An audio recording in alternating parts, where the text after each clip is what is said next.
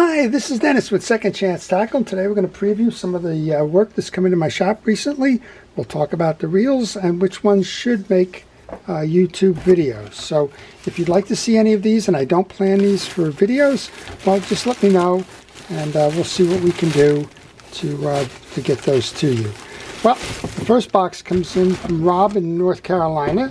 Rob says he's going on a trip and he wants to make sure that these reels are all tuned up. This is the Penn Squall 15. It's a standard star drag reel. And if you listen, there's a little chirping going on in there. So we'll see what we can do with that. He sent in two of those. And he's also sent this one in, a Blue Yonder Abu Garcia 6500. That's, well, it's riding a little rough.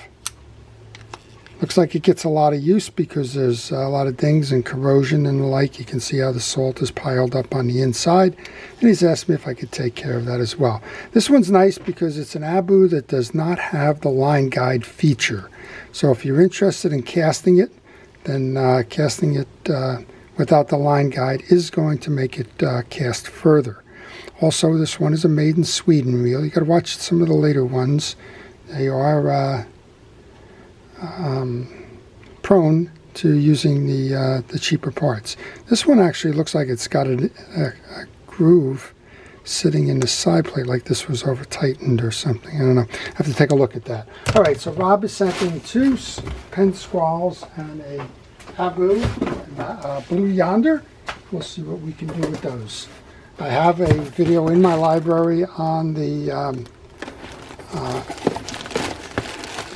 Penn Squall, so if you do want to see that, just search my library. You'll be able to find that. If you want to see any of the videos that are coming out of this week's edition, please subscribe to my channel. And if you do subscribe to my channel, please hit that notification button. That will help you to know when I post the videos.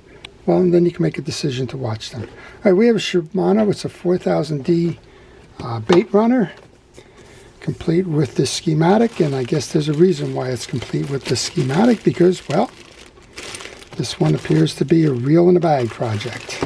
So we've got some work cut out for us here. I'm going to guess that the owner of this one started it, and, well, you know what happens when you don't take pictures and maybe you get a little bit lost along the way. It winds up as a reel in a bag project. So that one comes from the glorious home state here in New Jersey. Here's another one that's coming in. This one's coming in from Raleigh, North Carolina. And let's see what we have here. This is unusual. I'm not an expert in shipping, but it seems to me that the one that I get the least amount of shipping from is FedEx. I get a lot from the post office, and I get a lot from the folks over in UPS. All right, I got two reels in here. It says, please restore both. I'm quite sure what we have. Looks like we have two Mitchells. And I always have time to do Mitchells. I just, it's interesting, we talk about learning from your failures. And the first Mitchells I tried to put together, I failed miserably. This is a 410 Mitchell. The older Mitchells, on some of these bales, you're going to find they have a rubber pin here that actually bounces against there and kind of cushions the blow of the bale coming back. It also aligns the bale so that it sits properly when lining on the spool. And over time they wear away. Looks like these are usually black bumpers, so that one's got a red one on it. So I'm thinking somebody's probably glued something on there already. Well, and then I think we have a reel in the bag project on this one. So what may have happened here was it may have gotten started, opened it up and found out it didn't work properly, and then we get the reel in the bag project. And I'm hoping the gearing appears to be in there. Okay, well, we'll put those back together again. I know I have the Mitchell 300 in my library, but if you would like to see another one of those, I'm always trying to improve my my videos, and maybe I'll do better the next time. Well, the third one comes in from Gary in New York. Gary sent me some crusty old Garcia Mitchell 600 series reels, and he said he had a few more to send, and he would. And this one is anything but a crusty old Garcia Mitchell. This is the 622, and this one's in beautiful condition. And no matter how good the condition, I've said it before, you're always going to find the spider cracks in the side plate here. Nothing to worry about structurally or cosmetically. Yeah, it's there, but otherwise the reel is in pretty good shape. I don't think I've done this one before. This is a Daiwa Mag Force. I'm going to have to check my library on that one. Essentially, this one is the 30H with a magnetic control on this side to eliminate the casting backlashes. Well, this one's just turning horribly. We'll see what we can do there. Then I have a 304. It looks like somebody didn't want anybody to know it's a 304. It's all kind of almost ground off, it seems. But, you know, these things are so simple on the inside that, well, they can just keep going fishing forever. Cosmetically, they may not look good. This one needs a little tune-up here. It's all salt encrusted. That's probably why the bail is not working. It's certainly working because it has a spring, and it is tripping. But I'll clean that one up, and Gary will have a nice reel out of that. And then, boy, have I got enough of these in the last few days now. So this is a Sears J.C. Higgins, which is an Ocean City-made reel. It's missing its spool adjuster cap on this side, but I've got 3 or 4 of these that have come in the last few days. Here's one of them right here. They all carry a little bit different number because they have a little bit of a different frame. This is a very narrow one. This is the 988. This has an aluminum spool and a narrow frame. Then you get the one that everybody seems to have, and this is what's missing on his. But this one's the 981. And if you look at the two, well, this one's a narrower frame, but if you look at the two, they're almost identical in all regards. That's because it's the same manufacturer who made those. So Gary sent me 4 reels. Probably do the Mag Force, and we'll see what else we might do there. And then many of you know that I do work with some vendors at flea markets. Well, one of those vendors called me the other day and told me that he had just bought a lot, L-O-T, of fishing reels off of Facebook Marketplace. Could I go through them, tune them up, make them sellable for him? And that's what I'm going to do where I can do it. He also sells the gloves that I use, so we got a box of those. Well, the first one I don't think we can do much with. This is a Penn Senator. It's a 6.0. Nice loud clicker.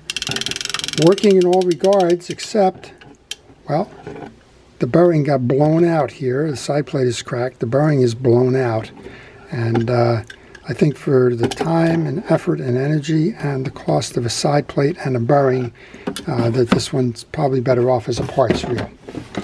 Next we got, well, like I said, I saw a lot of these. Here's your 935. That's essentially the same reel as the other, with the exception of longer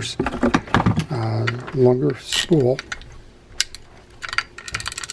So I think what I'm going to do is I'm going to do a video. I've done videos on the 9XX series of Ocean Cities, but it's been a while. I think what we'll do is we'll do one and we'll point out the similarities and the differences between the reels as a video.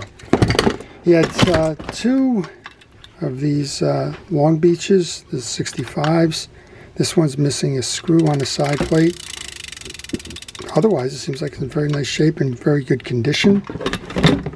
The other one, well, you can see that we have birds nested, and that's because you don't have an anti-reverse. So I do have a video on how to set the anti-reverse on this one. There's a dog and a coil spring. And if you search my library for Penn anti-reverse, you should be able to find that video. Now, this was an interesting one. I haven't seen this. It's in his box. Fly line cleaner. I'm going to have to go do some work on that. I don't know exactly what that is. And it looks like it, I don't know if it's a wax. I don't even know if I can get it off. Well, I'm not going to wrestle with it on this video, but I'm going to have to do a little bit more work on fly line cleaner. All right, then he's got the old Royal Maroon. It's the 2052 Shakespeare. I like these reels. I like them a lot. If he's got this one for sale, I may just go buy it after it's done. And we got another Shakespeare here. This looks like the C1, it's the Spin Wonder. It's the 2065. Another beautiful example. This one's, well, you can always tell when it's hard to turn that it's the condition that I call grease choked. I'm sure this has got grease in there. This is probably 15, 20 years old. But otherwise, this reel's working fine. He didn't tell me what he paid for the lot. I didn't ask. All he asked was that I go through them and make them sellable. And I think with all exceptions, being the 6.0 here with the broken side plate, that can be done. And we'll see which ones we turn into videos. So if you're looking forward to those, please, again, subscribe. If you are subscribed, thank you very much. We're heading up to 20,000 subscribers. That's unbelievable to me.